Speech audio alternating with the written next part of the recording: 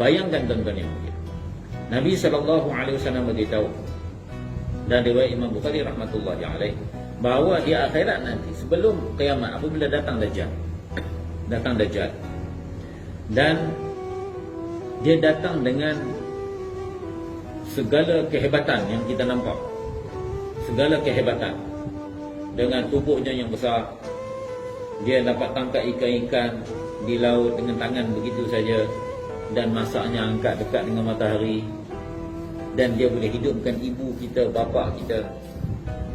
Dan dia akan bawa dua, dia akan mengandap dua, syurga dan neraka. Syurga dan neraka. Yang kita nampak, syurga tu sebenarnya api. Kita tengok dengan mata, tengok macam syurga, tapi sebenarnya Nabi kata itu api. Dan sebelahnya kita nampak macam neraka, api, tapi Nabi kata itu sebenarnya syurga.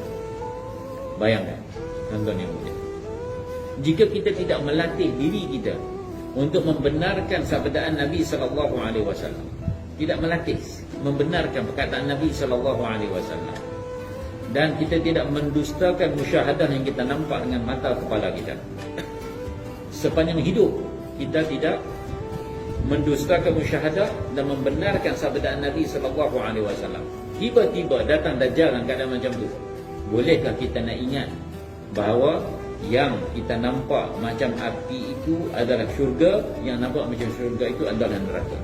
Sudah pasti kita akan kalah. Sebab tu Nabi kata, fitnah yang paling besar adalah fitnah Dajjal. Tidak ada Nabi yang datang ke atas muka bumi ini melainkan telah menakutkan ataupun memberi amaran kepada umatnya mengenai Dajjal. Bayangkan, jika manusia bahawa dia nampak keadaan tersebut, sentiasa sepanjang hidup dia membenarkan apa yang dilihat dengan mata.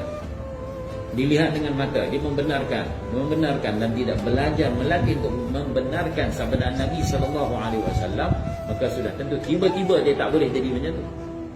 Kerana hati ini terlatih atas suatu perkara. Sebab tu kita ada ta'lim, kita dengar hadis-hadis Nabi, kita dengar ulang-ulang kali hadis yang sama. Bukan tak ada kita hadis, berlama-lama kita hadis, tapi kita nak dengar, kita nak belajar untuk membenarkan sabdaan Nabi SAW.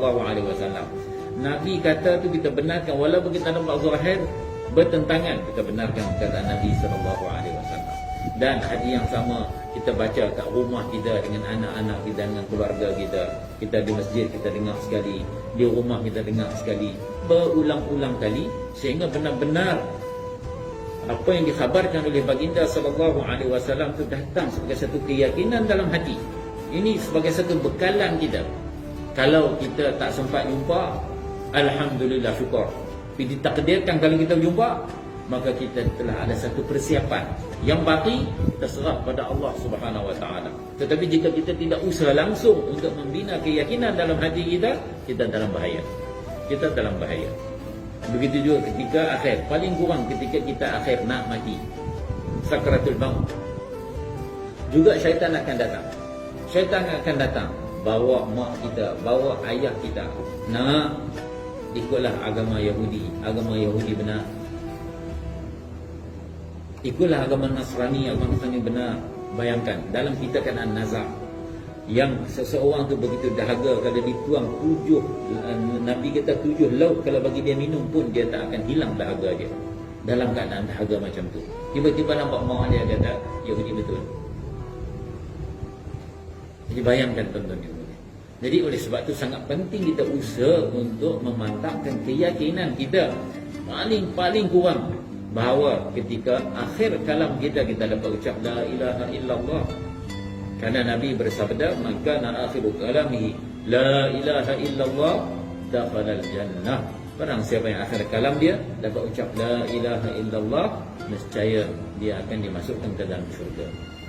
Bukan senang kita nak cakap yang senang, tapi secara amali perkara itu untuk wujud, maka kita perlu usaha, perlu dibuat. Ya, tak perkara ni lah, usaha dakwah, amal, kita buat ta'lim, kita buat ta'lim di rumah. Ini sebenarnya ada maksud, bukan saja-saja. Ini bukan amalan kita kata orang tabligh ke dakwah, kan ini amalan setiap orang Islam.